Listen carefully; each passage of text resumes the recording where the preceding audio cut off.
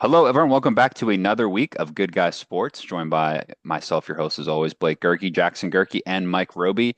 We've got a great week of sports here to look forward to. We are well into November. The big decision, big rankings are coming along in college football. Big matchups are happening in the NFL. Playoff pictures are starting to form, and we are here to break all of that down for you this week. I want to start with a little bit of college football chat. Obviously, we're well into a couple of weeks of the CFP rankings coming out.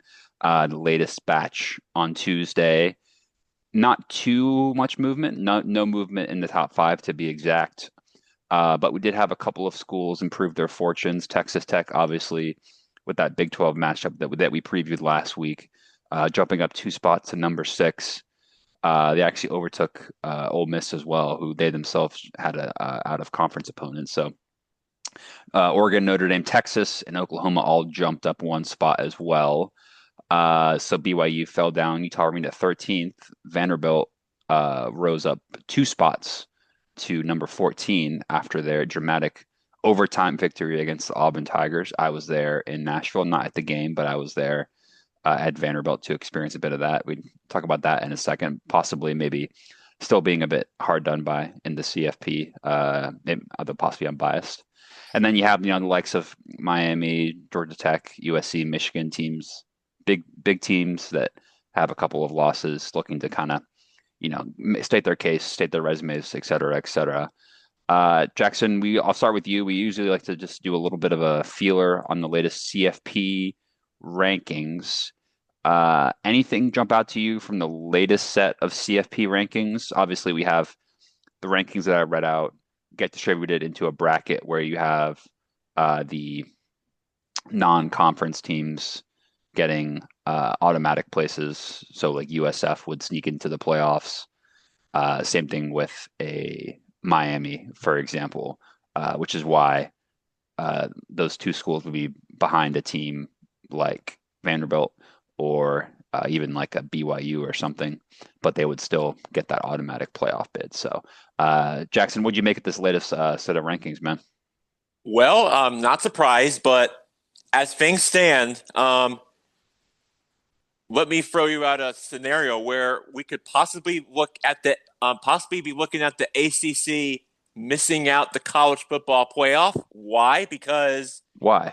Why? Because you could have so I can say this because you have all these non-conference those top conference opponents out there such as Texas and Georgia and South Florida. You got Alabama, Ohio State, Texas A&M are having buys, but but but what I but what I'm focused but what I am focusing at is that as things stand right now, it could change. That you could have as things stand right now in the first round. If the season were to end today, you would be looking at Georgia hosting set the South Florida Bulls um, for a 12th ranked South Florida Bulls against a 5th ranked Georgia, and you could be looking at and then the second game you could be looking at Notre Dame taking on going on the road to cross country to Eugene to take on the Oregon Ducks, which that would be a fascinating game to watch. I would think, and that how about Miami going on the road to Texas, 6th ranked Texas Tech, where College Game Day was once, and ESPN was once at not long ago. Could possibly make a return trip back there again. Possibly, you never know.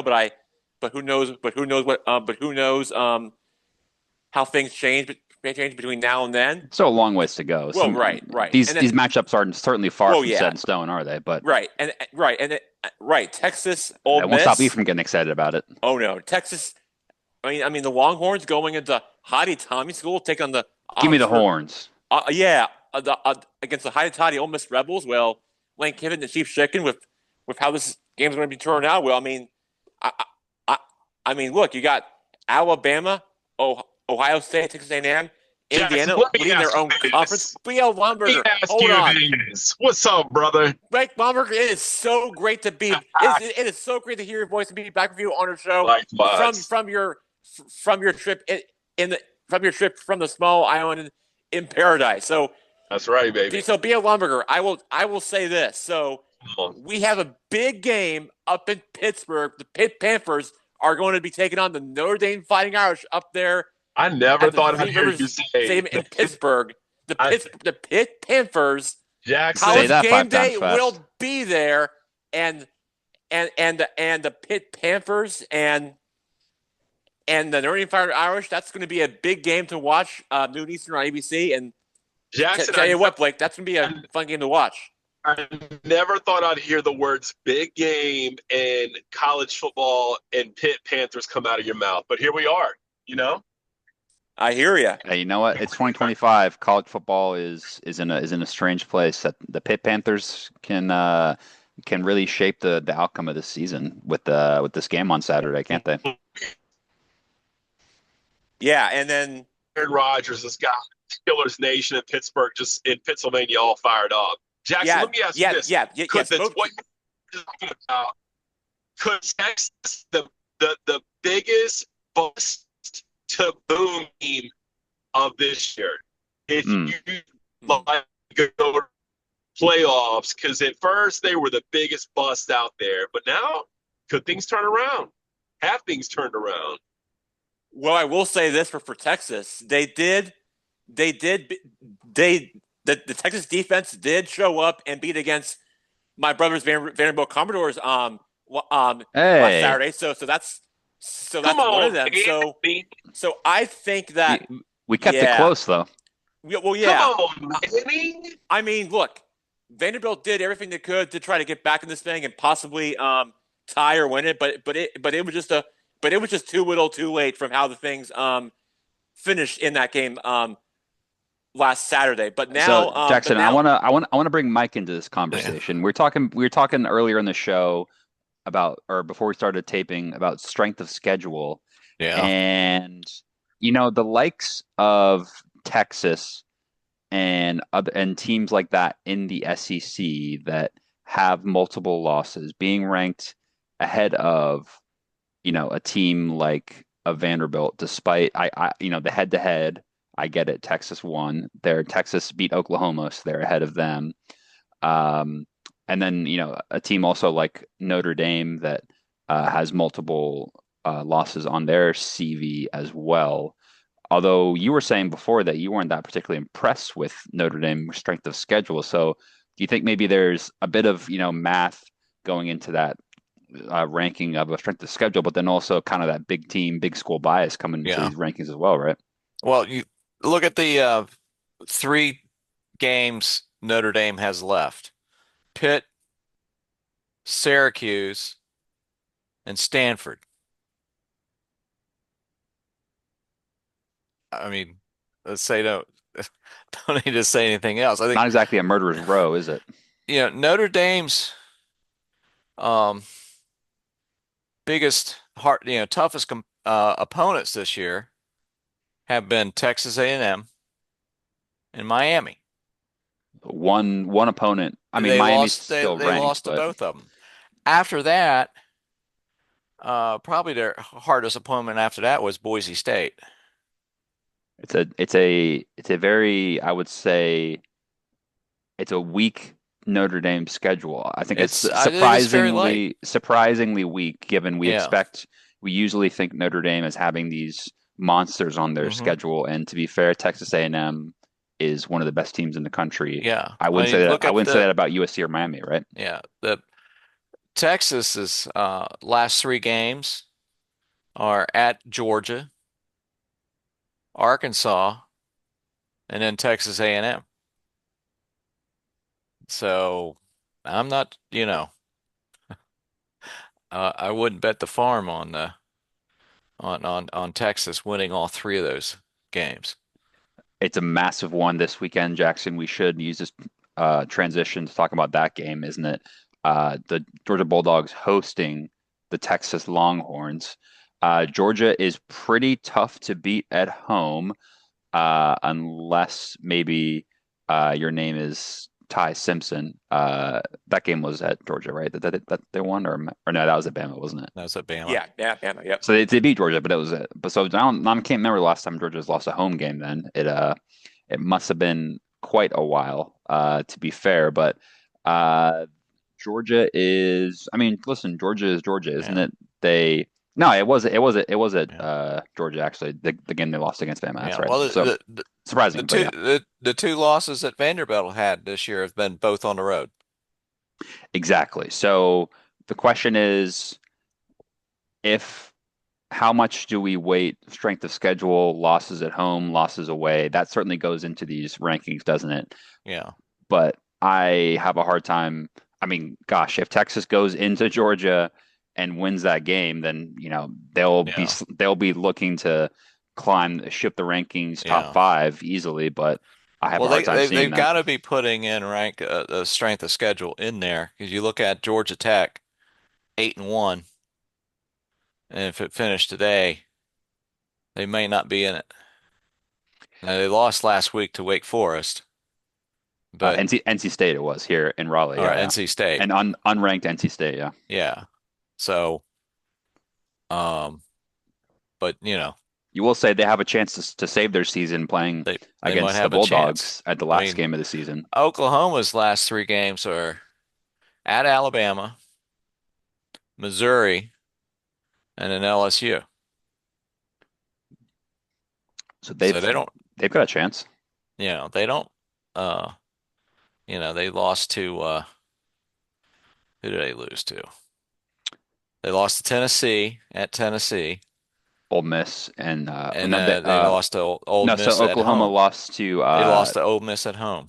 the Texas actually. So they beat Tennessee last week, which is Yeah. why Oklahoma has now vaulted themselves back into the playoff contention over Hmm. the likes of Tennessee. That game was, you can call it a bit of a college football playoff, if you will. So Yeah. Oklahoma now set themselves up for a trip to Tuscaloosa this weekend. A little dark red versus dark red going on there in that game. That's a massive one, Jackson, isn't it? The Sooners traveling to Alabama. It's kind of a destiny game here, isn't it?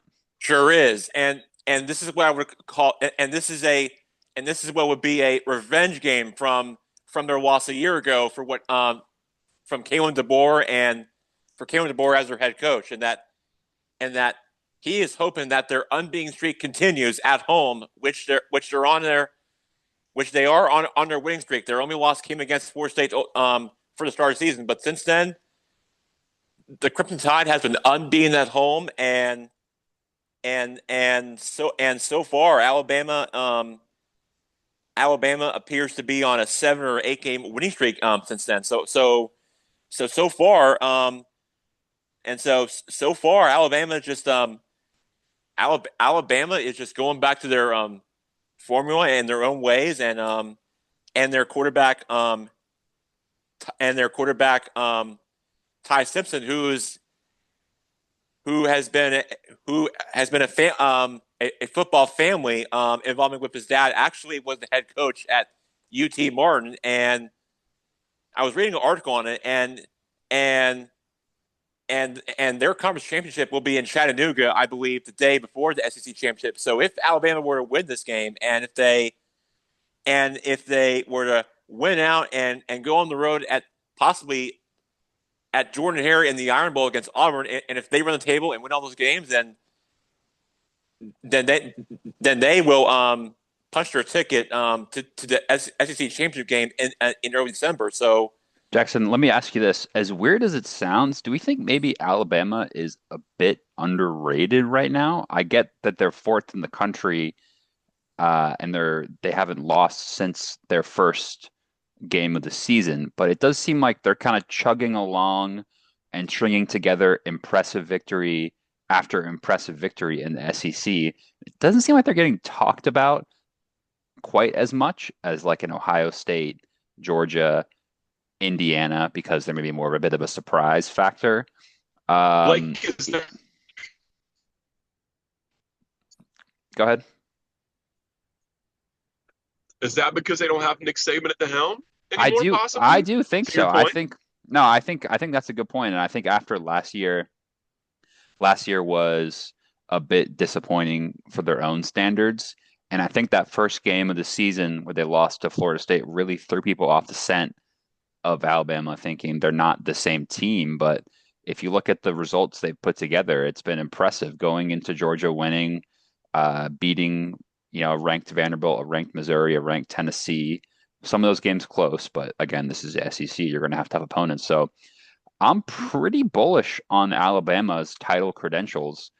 I think, the likes of A&M ranked ahead of them, Indiana, Ohio State, I get it. They're all undefeated, so you have to respect that in the rankings process.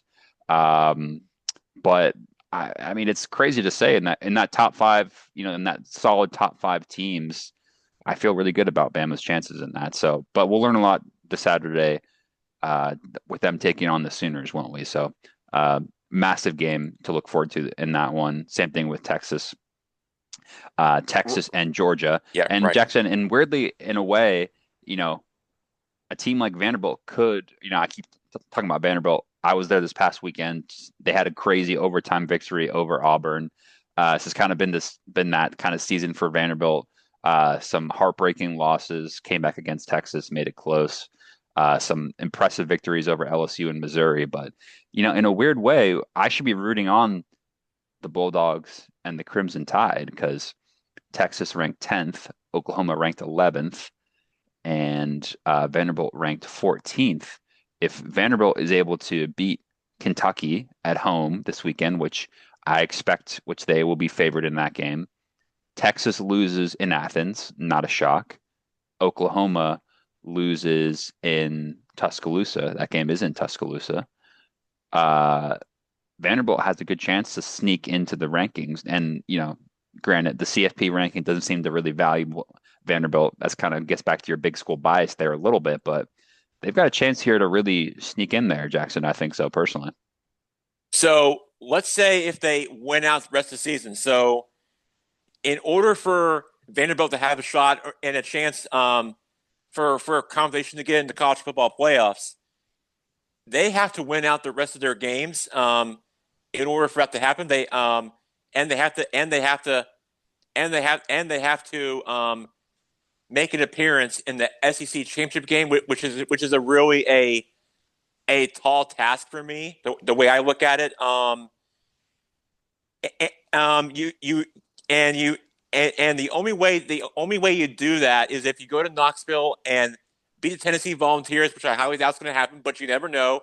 It's What are you talking about? given Saturday. I don't know. I just feel like Tennessee is just yeah. Look, Tennessee did have a few losses this season, but they're a tough team at home. You're going on the road. It's a tough place to play at Neyland Tennessee's Stadium. reeling.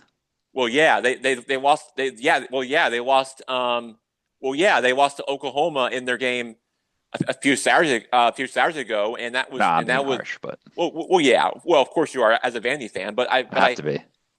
I know, but my point is that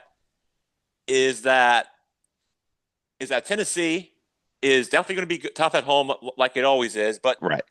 but if you if Vanderbilt ever has a shot and makes things interesting and hang with Tennessee, then I think they have a chance to go in there and win if it all goes as planned. No, I think yeah. But Tennessee is just a tough team as they are because I do want to point out that Tennessee did win the last few games in this rivalry series for their in-state rivals for both of these schools in the Volunteer State, and that's Well, really I'm not overlooking. We gotta take it right. 1 week at a time here. We I gotta we know. gotta we gotta get past Kentucky. But I think Right. that if Vanderbilt is able to get past Kentucky and Isn't Texas, Vanderbilt having a bye this weekend?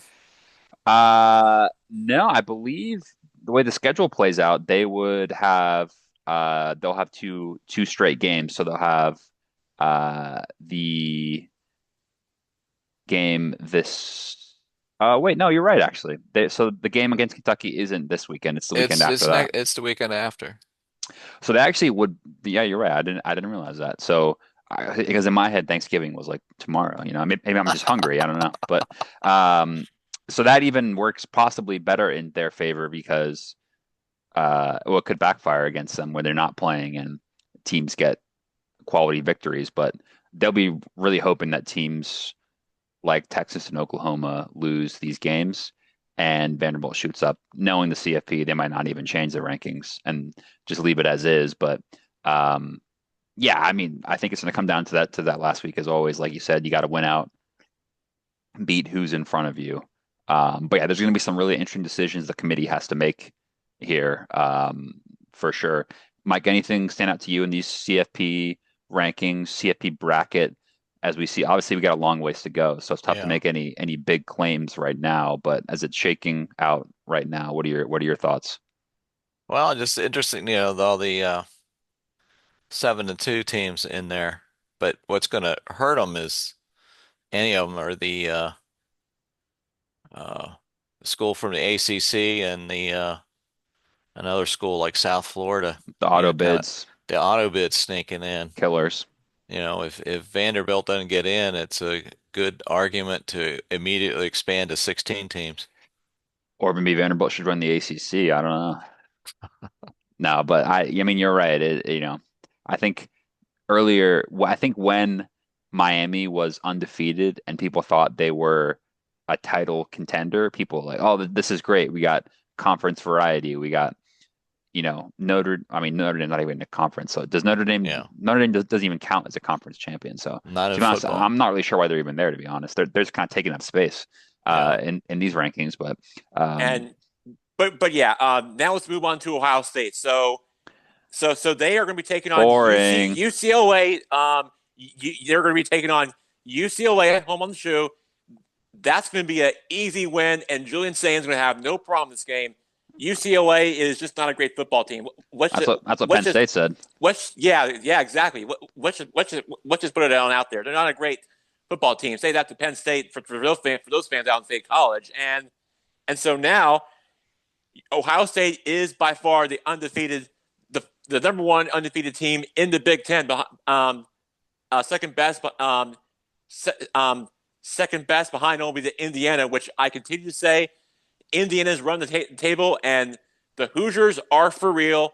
Indiana football is is is we can officially say that Indiana is now a football program, one of the best programs out there for the fans out in Bloomington because they deserve it and they really enjoy it. And Jackson, not so fast. what? What? I Come mean, on now, Blake. Jackson, shocker alert. This is my you got an upset alert. Indiana loses first round of the playoffs. Well, we've been saying We don't that even know who they're playing yet. we've been saying that last week, He's and calling it early. they almost and Penn State almost pulled it off, except Indiana just found the game winning drive touchdown to end the game on the road at Happy Valley, which Francisco Mendoza just put on a great show last Saturday, and that's really all all he wrote and what he did. But back to my point to Ohio State. So you beat you beat UCLA, you beat Rutgers, and then after that, you have a shot in the game in a few weeks. This year, you have to go to Ann Arbor to try to end the free game winning streak to possibly beat your rival, the school up north, for those mighty Wolverines, and just try to beat them They have a tough and time try to. beating. They have a tough time beating Big Blue, don't they, Jack? I know they do, especially when you're going up against the quarterback Bryce Young, who is by far, from what I'm hearing, the number one recruit in the nation. But I think Ohio State's defense, since Matt Patricia took over from Jim Jones on the defense side of the ball for what would be a slam dunk hire for Ryan Day, that I think that Ohio State has a shot to snap the free game losing streak to your rivals up north, to possibly quiet down Michigan Stadium, and then maybe once the game is all said and done, that you do something from last year. Is they're going to plant the Ohio State flag on the Michigan logo, just like Ooh, Michigan did last year when they planted their flag on the Ohio State logo. So that would not go so over so that very so well. that Yeah. so that's so this is going to repeat itself, and I think it's going to be deja vu all over again in that game, but for a different team's flag opponent. It's gonna be the same, and it's not gonna turn out pretty like it did last year. So, Blake, did I hear you right? You're saying Wisconsin is going to beat Indiana at Indiana? No, I No, think no. First round of the CFP Blake regular thinks Okay. Indiana's going to season. be one and done in the postseason. Okay. No Okay. matter who they face up So against. as it stands right now, they would get one of the automatic buys. So that would mean that Indiana would lose in their, I guess it'd be a quarterfinal So they'd end matchup. up losing on New Year's Day in one of the bowl games. Yeah, it's too much hype for a team that was in the not top 10 historically every year. It's just too much pressure to live up Yeah. to. I know what you mean. I mean, it's definitely an unfamiliar territory for those Hoosiers. But Mike, I don't know. Do you think Indiana's for real? You know, Indiana's coach used to coach for James Madison University, No way. JMU, Mm. and Oh, I didn't know that. he brought the JMU football team to new heights, and then he moved to Indiana. So there's a bit of connection with the Old Dominion. So um, no, I'm not rooting against. I'm not voting against Indiana. I think they'll go to the semifinals. You think it's too far to maybe put the pinstripe pants on the Indiana football team at this point from the basketball? Well, It'd be a Going? nice nod to the university yeah, history. Yeah, why not? Nobody else has ever done wear pinstripe football pants. yeah. So You got that. And I like that idea. then you got the Colts coming on. Indiana in It's the state of Indiana Indiana, fever, baby. Indiana Jones out there for the Colts, huh, Yeah, Jack? we'll talk a little bit about that later on the show. But I want to throw out some teams that we haven't talked about yet. Um, how about I'm going to throw out an upset for you? How about the Duke Blue Devils will beat the Virginia Cavaliers, Ooh. and that means they Like, and that means with the expanded college football playoff and the new changing formats of the conference of the ACC, that will send them to the ACC conference champions Really? against Georgia Tech if Tech beats Boston College. Wow, Jackson, imagine if Duke makes the college football playoffs.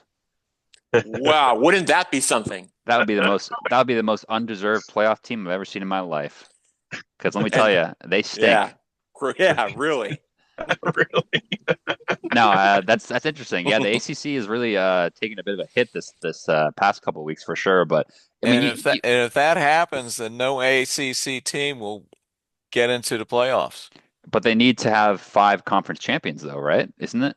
So it'd be ACC, SEC, Big 12, Yeah. uh, whatever conference USF is in, and then I think ACC team has to make it. No, They would have to let them in, or they could I just think so. Yeah, team. Wow. I believe it's five conference champions. I could be wrong, but is it four Yeah, it's conference? 5. So I think that means unless there's another conference that I'm forgetting about, I think that would mean one the best ranked, the highest ranked ACC team has to make it, which I guess would be the team that wins the conference. The team that wins the conference So would it's a bit of go like into. it's a bit of a pity bid, isn't it, Mike? I But mean, it's Yeah. like the NFL has to let in a team from the NFC South to the playoffs every year.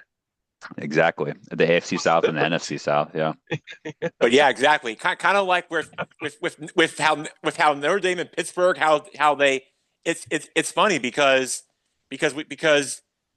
not very often do you see a college team play in a professional football team like the Pitt Panthers do when they share it with the Pittsburgh Steelers, where they play there on Saturday and you got the free view of the three rivers and the city skyline and the most bridges I think in America, which is what they call the Steel City in America, and then of course what's also home to Pittsburgh is you got sandwiches with French fries. Those are good and delicious, and everything tastes of Pittsburgh for you.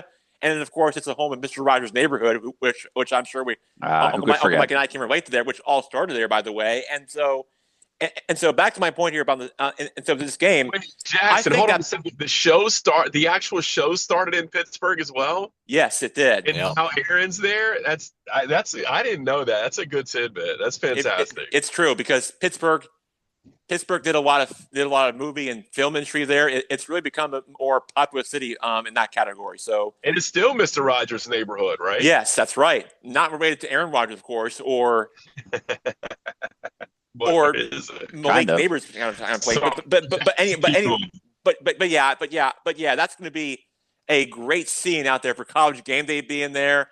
The fans will be so pumped into it; they'll be excited, and the fans will definitely be enjoying the artistic stadium up there in the Steel City. Lots to be excited and cheer for those fans up in Pittsburgh for sure. But a team that we but a team that's taken a hit in injuries is our beloved South Carolina Gamecocks, Blake Blomberg, because although we know Renault Sowers has been a great quarterback so far this season, but he is out of the race for the Heisman, no longer in it.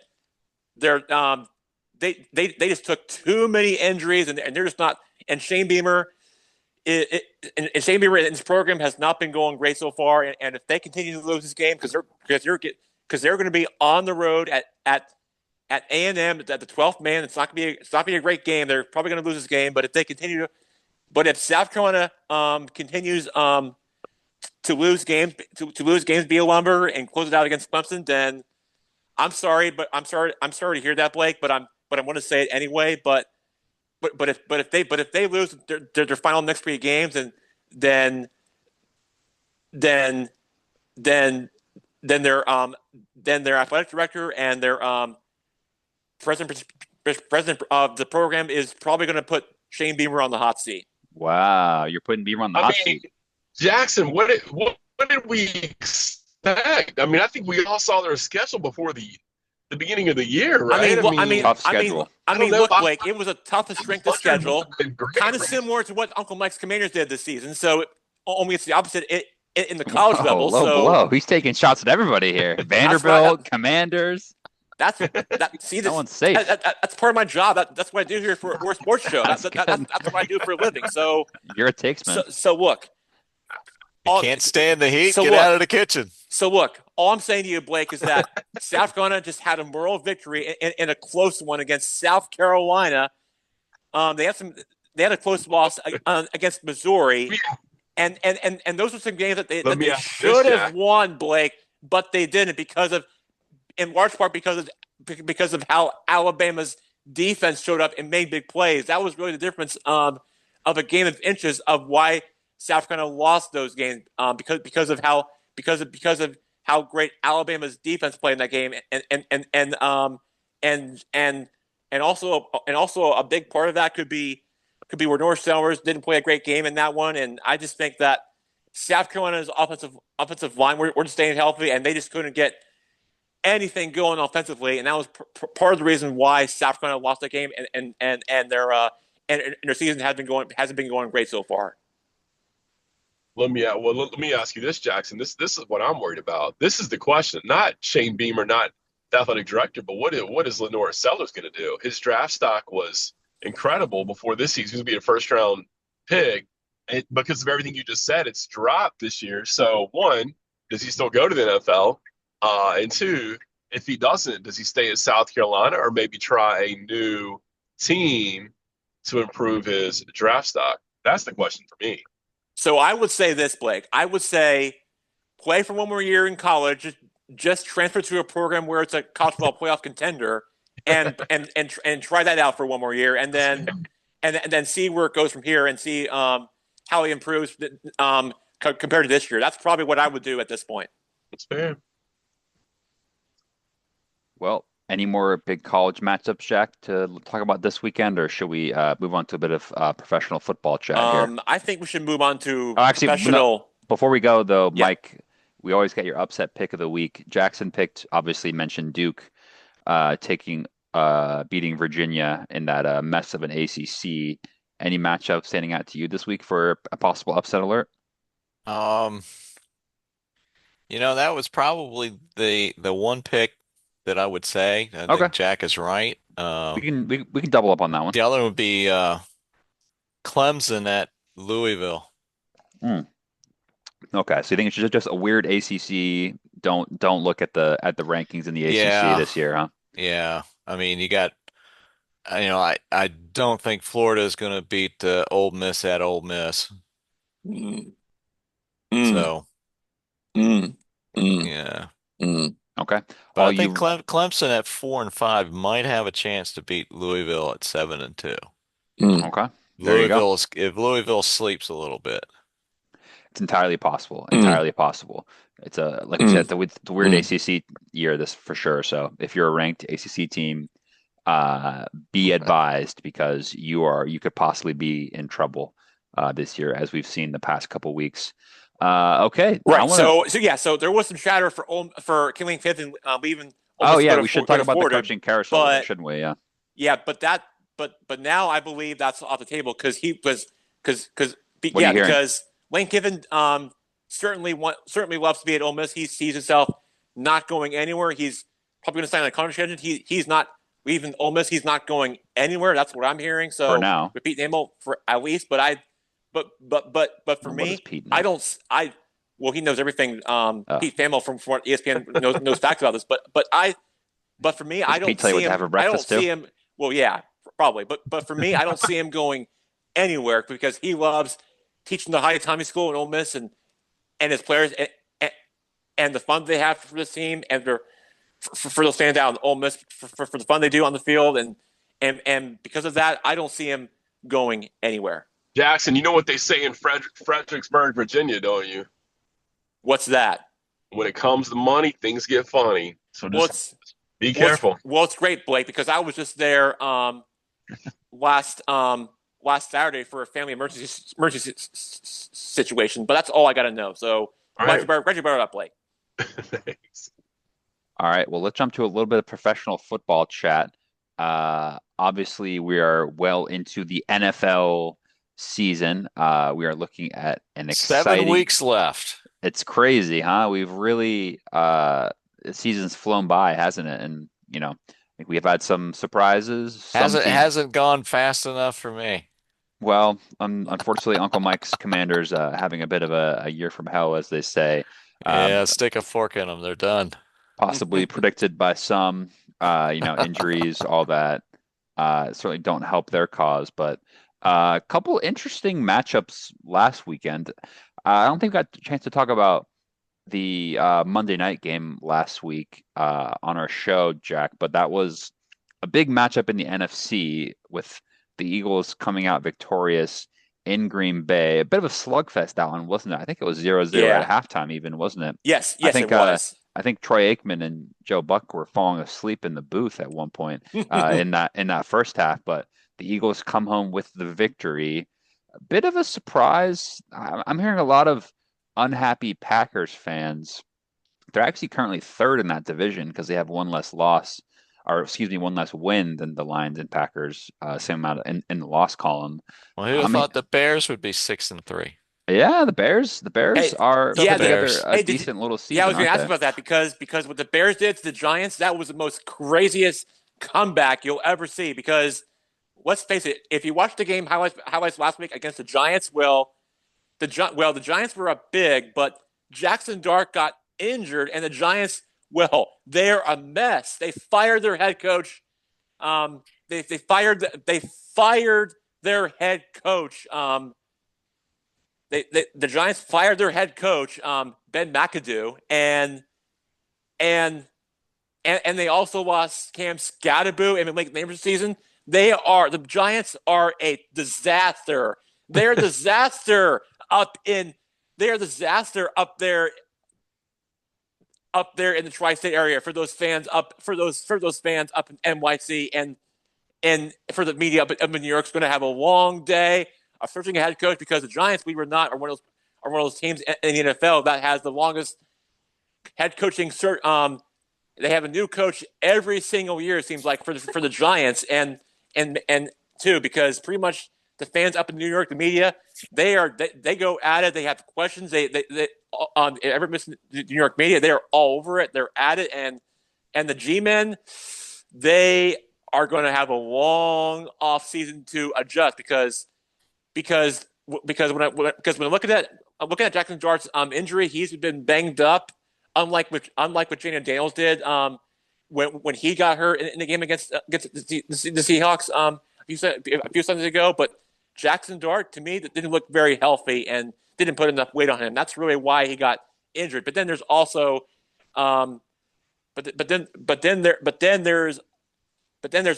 there's also there's so much disaster. There's so much drama and mess up there in New York, and their head coach Brian Dable just absolutely. There was some good and bad. I would have to say for this team because he went in the tent. He was not supposed to go in there, but to me he just broke all the rules, and that was part of the reasons why it all Don't go in fell the apart tent. for the fans up in the Giants, and that's really all what they did. But hey, but on the flip side, the Bears, they're off to a great start, and I think How that about the monsters from the midway, huh? yeah, that's right. Those Chicago Bears just find ways to win games, and much of the midways they call it. But yeah, the Bears off to a 6-3 start, and ever since they're going on a great run, and then the Packers, and the Packers,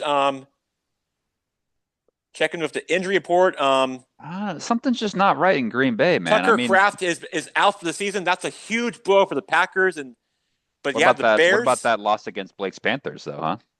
Well, I'll tell you. I'll tell you In what. Green Bay. That is a huge statement win for the Panthers, but the Panthers lost to the Saints last Sunday, and They weren't able to capitalize on it. they were not. They weren't, but they were up 7-0. But It's been that kind of season. But then just Bryce Young kind of blew it after that. Classic And that was NFC really South. where it pretty much went all downhill after that. So that was really how it all went down for Bryce Young. But the one team I want to focus on Yeah. is that I want to focus on that I really want to Who's that? that I want to focus on is the New England Patriots. They're Oh, playing boy. tonight. Yes, you heard it here first. Are The the New Pat- England Patriots. The Patriots are back? Yes, the Patriots are back because I can tell you why. So Drake May, I don't know if you know BL Weinberger, but if you can hear me about Drake May, well, I can tell you this about Drake May. So he, I don't know if you know this BL Weinberger, but he's probably on mute. But if you can hear me, that he played high school at Myers Park in right in Blake Weinberger's neighborhood in his neck of the woods of Charlotte. He's from Huntersville, North Carolina, which is a suburb of Charlotte, and went to college at UNC and is a 24th overall pick. And believe it or not, I was reading an article on ESPN from Mike Reese saying that how there are 5 things that he should know that he has great leadership, meaning that, believe it or not, if you ever watch one of the ESPN shows or article on it, that believe it or not, he has hosted his offensive lineman for a hibachi dinner at his home where his wife Yummy. and Michael had baked some oatmeal apple crisps that he had for his blockers buzzing, and then really the leadership on and off the field is something that I've been very impressed with. And then secondly, spreading the ball around with accuracy with Josh McDaniels and the system that they're in ever since learning from Tom Brady. Well, now Drake May is a new man sheriff in town, taking place up there in Foxborough, and that's really what I'm very impressed with, especially with their game in a close one against the Buccaneers last Sunday. They found a way to pull it off, but it was a close one going against that Todd Bowles defense, which was quite what I'm impressed with. But it was a hard fought game, I would have to say, for both sides of the ball, for both teams, and then mobile in their ability where the Falcons led the game for the most part, but the Patriots went on a run and found a way to win the game, in large part because the Falcons missed the extra point to tie the game, and that is one reason why the Patriots are still unbeaten against the Falcons, even without Bill Belichick and Tom Brady, and then of course the one thing that Uncle Mike can relate to, because I think James Daniels does that too, is the deep ball. What do I mean by that? Well, the Patriots, unlike the Commanders, unlike the Commanders did in 2024, they are the exact opposite. They're like the Commanders in the AFC. What do I mean by that? Because they play in a very soft schedule like the Commanders did last year, and really that's what they are. The Patriots and Patriots to me, for looking at Drake May, that turns out that he was actually in the same draft class as Jaden Daniels was if you can believe it. So that's really what I'm very impressed with. And then Wonder who you'd rather then have. really Hunter Henry and Stephon Diggs, who played for the Bills ever since, and Hunter Henry and then Stephon Diggs and Kyron Williams, who has been by far May's favorite target, and he has made some big plays against the Bucks last week, and that was really what I'm very impressed with. Okay, so we know the or, Patriots are off to a strong start, yes, Jack. I'm going to cut you off there. okay, The top of the AFC is very interesting right now, Mike. right, Jackson's talking about how strong the Patriots have started. We've talked about how well Indiana Jones and his Colts look coming off of an overtime victory in Berlin last weekend, by the way, against our Falcons. But um, the Broncos as well at 8-2. These are three teams that we're not used to seeing top of that AFC. We're used to the cartel of the Chiefs, Bills, and Ravens, aren't we, in Yeah. this division? Are you convinced that we're looking at some new blood in the AFC playoff picture here, Mike? I think so. And I'll throw an odd one out for you.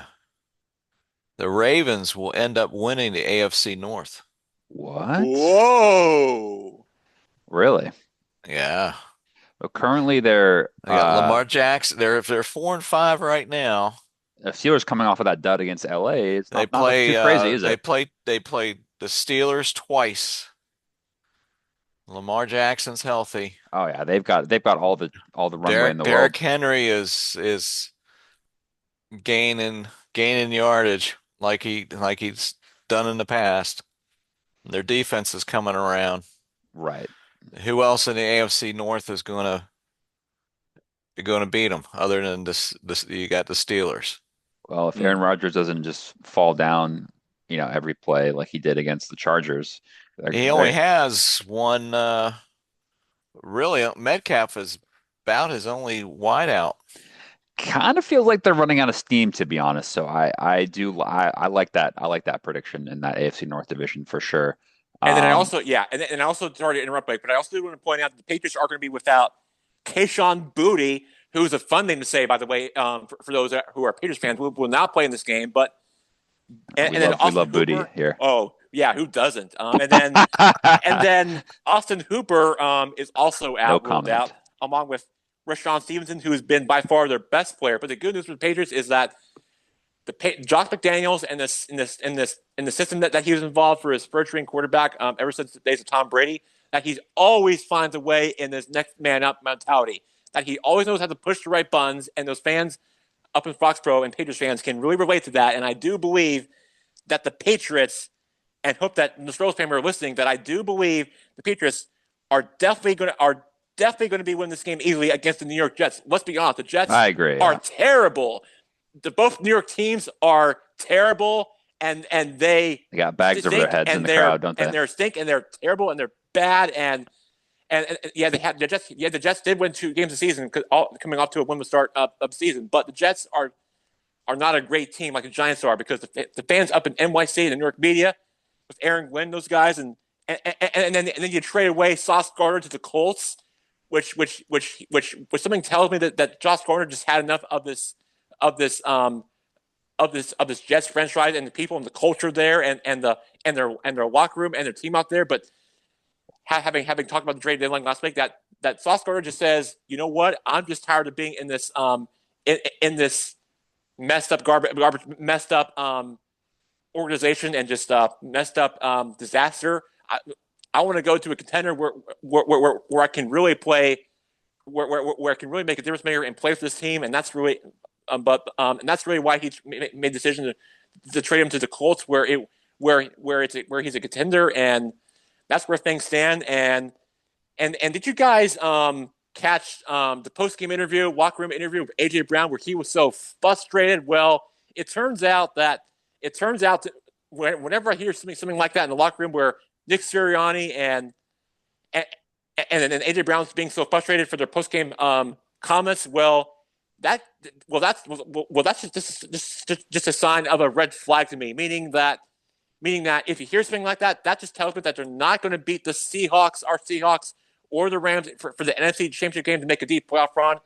I'm sorry, but you So gotta you're score. selling the Eagles' playoff chances. You think I all am. all is not right in the I, city of brotherly love, is it? I am not. But look, let's be honest. Howie Roseman, who is the head of the team as a general GM and the vice president of the team, does a great job in the trade deadline for the defensive side of the ball. But they are just not scoring a lot of points. Yeah. We just mentioned not scoring the first half, but they just Yeah. but yes, they did get a win, but it was not a very impressive one and pretty if you look at it because they didn't score a lot of points. They didn't use Saquon Barkley a lot or Devontae Smith for more minutes. That's really why they were so frustrated. Yeah, well, But while we're whatever. talking about NFC playoff picture, we should mention big game this weekend, obviously, with the Seahawks traveling to LA, take on the Rams, both That's teams right. at 7-2. You could argue possibly the two best teams in the NFC right now, Mike. Is that a crazy thing to say? I don't think so. I think the Rams are probably one of the most complete teams in the NFC right now. Seahawks lead the league in explosive plays over 20 yards or more. Uh, and it's going to be a tough battle. Jack, who's going to win this one? Ooh, that's a tough one for me. I mean, not toss up for me. I can see this one going either way, but I could tell you this. That if you watch this, I read this article on ESPN saying that how Cooper Cup, although he's going to his former team, that he's treating LA like any other game. So that's really what stands out to me. But for his comments and thoughts for his for what would be for going up against his former team that he wants to play with for the past few seasons, but he's treating it against another game, and that he's taking and that he's blocking out all the outside noise, including us, and how he just doesn't really care about the stuff. And I just think that with what they do, Jackson McJimba and those guys, and I can pretty much tell you right now that Cooper Cup did not play last week, having been injured in their win last week against Uncle Mike's Commanders. But the Seahawks found a way in the next man out mentality by using rookies to score points and make big plays, which was really the difference from the Seahawks from their game a few Sundays ago at Washington. But now going up against the Rams in LA, well, that's going to be a pretty much a tall task. But this one's going to be in SoFi Stadium out there in LA, and then that's going to be So prediction. quite a Stop game. waffling. Come on. I'm going to say the Seahawks win by a field goal. Now I could be wrong, but Nah, I just think that's what I just think predictions are that's for. going to see this how it's coming. The Rams Yeah, are no, going I to think I'm with you. I'm going with Seahawks by a field goal as look. The Rams well. look. All I'm saying to you, Blake, is the Rams are going to keep things close and hang with Sure, the Seahawks. sure. But I think the Seahawks are going to win by a field goal, but it could go either way. But I'll still stick with Seahawks for I now. like, yeah, obviously we're we're partial towards the old Seahawks, so I'm with you on that one. But there's lots of football to be played still this Right. season. The Seahawks themselves will be playing the Rams, or excuse me, they'll be playing the Rams again in December at home. So this game is important, but like we said, lots of runway left on this season for sure. Okay. Uh, And every game that I last want thing, yep. a few more games before we hurry up here. Before we call it a day since we're running out of show. Do want to get to a few games as quickly as possible. How Pick one about that? game. How about well, right? Yeah, I'm going to keep things quick, but how about the LA Chargers going cross country, going from LA to Duval? You go from one warm This city game to the stinks. Why are you talking other. about this? Why are you talking about this game? The Chargers are 7-3, Blake. The They Jaguars were stink, coming off. though. The Chargers don't because Justin Herbert playing healthy on a very high Well, I level. agree with They that. beat the Steelers on Sunday Night Football last Sunday, It wasn't even close. and I want to bring Blake Lumberger in if he is joining us. The Chargers go from one warm city to the other. They travel to Duval to take on the Jaguars. Now, I will point out that Travis Hunter is out of season, out for the season, and that's a huge blow for Liam Coleman and the Jaguars. And I do want to ask B.L. Lumberger, what do you think about one warm city to the other, where you go from coast to coast? You go from the beaches in California to the beaches in sunny Florida. Talk to me, B.L. Lumberger. What do you know about this matchup and who wins this game?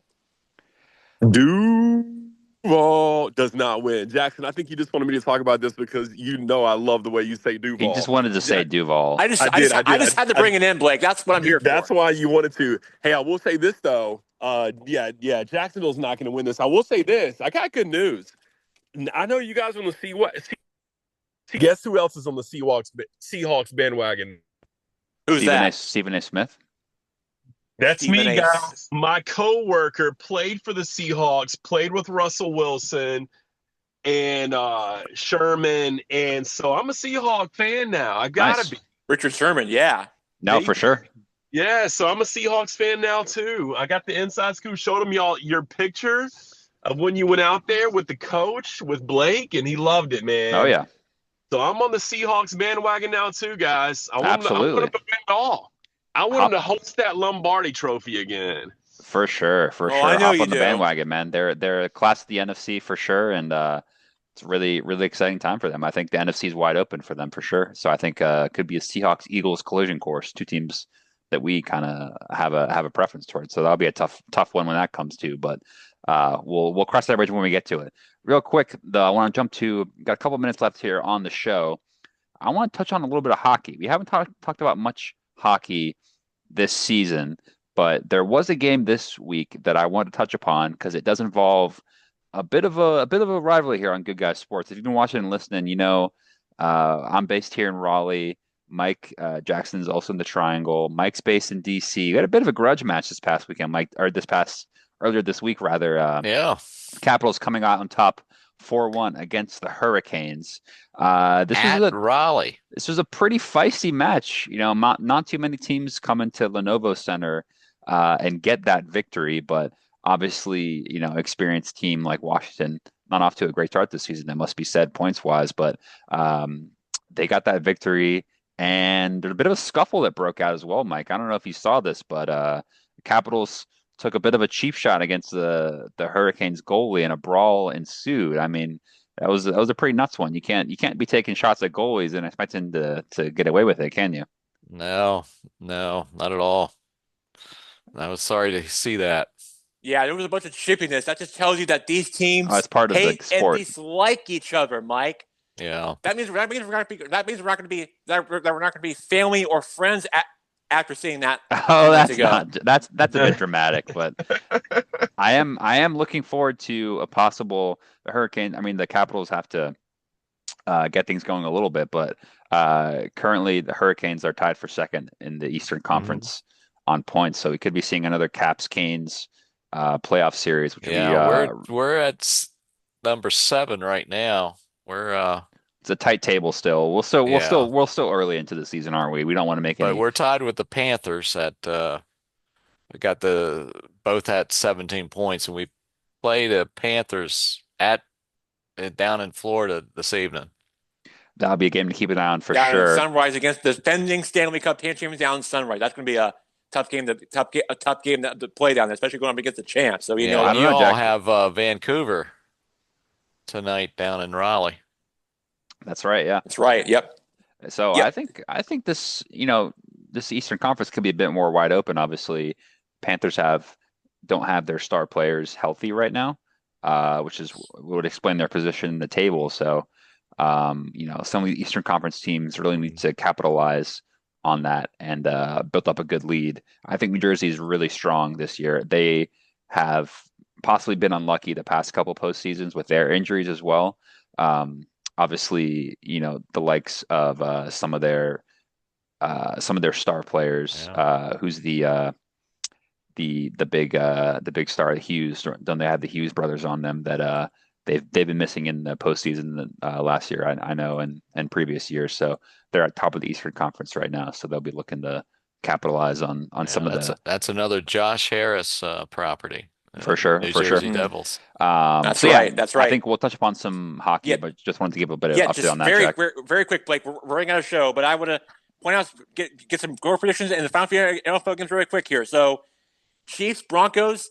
Andy Reid is, as we all know, is undefeated coming off a bye, like next year Ronnie is for the Eagles. So for my prediction, I think the Chiefs are going to bounce back and Patrick Mahomes and the Chiefs are going to score a lot of points against the against the Broncos defense, and they are going to get it done, and they are going to get it done and win at Mile High. And then Lions Eagles, ooh, that's going to be a great game to watch. I think against Amaya St. Brown and Jamar Gibbs and AJ Brown, Lonnie Smith, and Jared Goff and Jalen Hurts, that's going to be a great game to watch. This game can go either way, but I'm going to say the Eagles slightly win this game. And then finally, Monday Night Football, the Cowboys taking on the Raiders, as Chris Berman would say. The Cowboys are going to win this game pretty easily. Couple of bad and teams. Yeah, I got by 2 touchdowns, and the Raiders and Pete Carroll. And then the Raiders to me are just Bad. very also Jeffrey and those guys have been very impressive with Brock Bowers, only players like and Geno Smith, also Genti and Brock Bowers have only players that have been impressive by far for this team, but Geno Smith and Kenny Pickett has just been they're just a bust with this team. They are a very bad quarterback, not a great team to me, but I have the Cowboys win this game, and then finally the Dolphins, Commanders, in London. I don't know.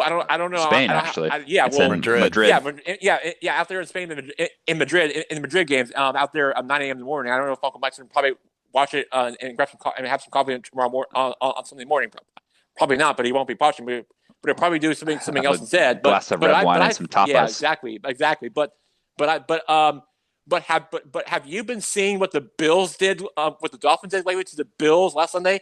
Well, that just tells me that you should be nervous if you're a Commanders fan after watching what the Dolphins defense did to the Bills last Sunday, which they laid an egg on them, and that's really something that you should worry about if you're a Commanders fan, and that's really the way I approach and view it. But if you're a Commanders fan, you don't want to see this Dolphins defense, because what they did this season, they went into Atlanta and they beat the Falcons.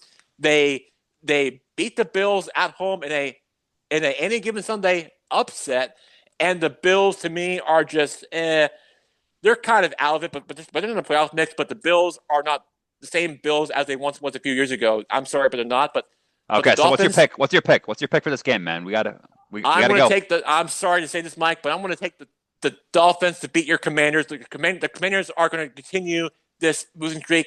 Maybe they'll fire their head coach Dan Quinn, but the reason why is the Commanders' season hasn't been very soft this season, like they were last year. But in the end, I think the Dolphins are probably going to win this game. Dolphins win first ever Spanish NFL game. You heard it first. Yes, and they're going to do it on defense. Okay, you heard it here first. There's some good. I second that. As on behalf of Good Guy Sports, we've got some big picks for the NFL games this weekend.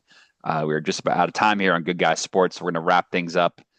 Some great matchups to look forward to this weekend that we've previewed. Please enjoy. We'll be back next week with a big Thanksgiving preview. Jackson, Mike, B.O. Limburger, thank you as always. Thank you. See you guys. Thank you, guys. All right, guys. See you.